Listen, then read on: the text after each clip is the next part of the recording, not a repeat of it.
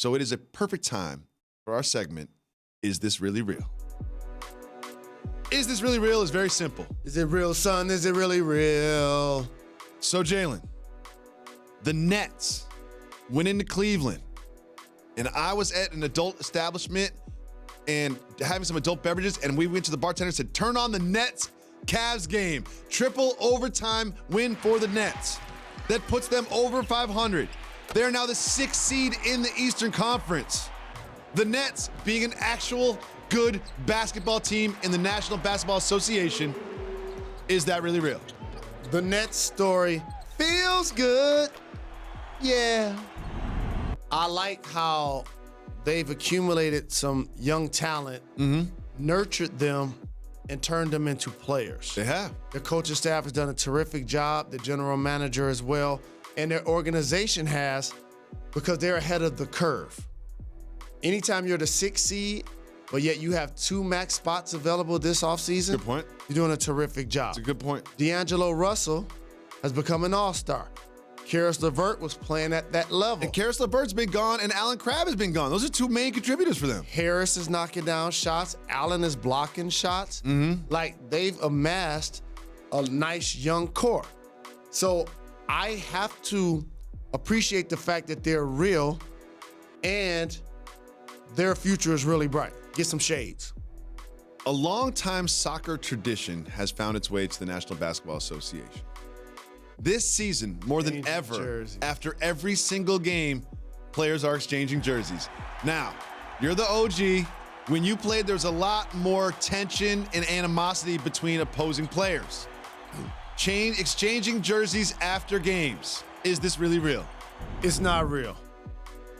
When you're Dwayne Wade and Dirk, future Hall of Famers in their final year, I love to see it. When you're the Holiday brothers and you play against one another, or the Curry brothers, I'm not mad at it. But that's it. Because I had so many friends, whether they're from my hometown, whether they were just people that I came cool with in the league.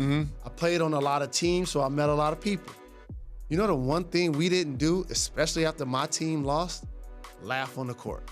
Like that right there, I just grew up playing different. Yeah. And so we lost one game when I was in high school.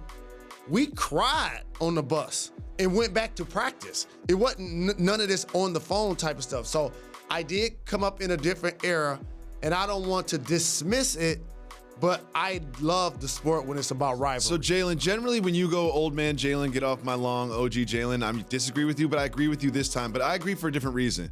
For me, it's more the logistics. You know that you're going to end up throwing that jersey away at some point. You got a sweaty jersey from someone else. It's going to go in a drawer in your home. You're not going to frame it and put it up on the wall. Somebody, Dennis Smith Jr.'s jersey. Like, it's going to sit there. It's going to be sweaty. It's going to be in a drawer folded up. It's going to follow you around. You got to get rid of it. Live that Marie Kondo life. What you know about Marie Kondo? Next, the Indiana Pacers are the 3 seed in the East. When we talk about the Eastern Conference on this show, we talk about the Celtics, we talk about the Bucks, we talk about the Raptors, and we talk about the Sixers. We don't even discuss the Pacers, but there they are. There they are. Right there, ahead of both the Celtics and the Sixers. This Pacers being the 3rd best team in the Eastern Conference, even without Victor Oladipo, is that really real?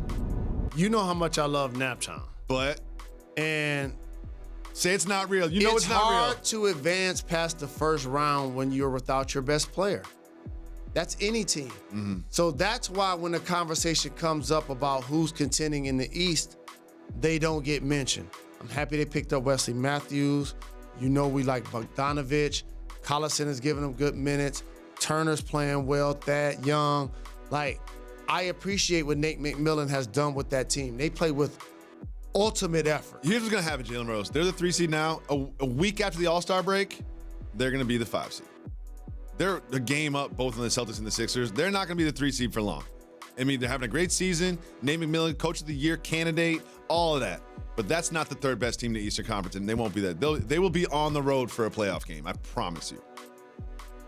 Next, according to the LA Times, Luke Walton, quote, will definitely finish the season, end quote, and has the full support of the Lakers front office. Job security for Luke Walton, is it really real? according to Jalen and Jacoby, Luke Walton is going to finish the season. Okay. It's going to be his only one coaching LeBron James. And if and when he's replaced, I've already said on wax, In November. I'm looking to the Bay Area for his replacement. Brian Shaw's already on the staff, and I'm going to put a dark horse out there. Jason Kidd. Oh. Huh. Jason Kidd.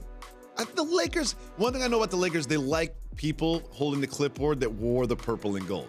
That they do like that. You know what I mean? If you notice, if you look at their lineage of head coaches, they like people that come from the Lakers system. So that's why I think Brian Shaw is a better fit.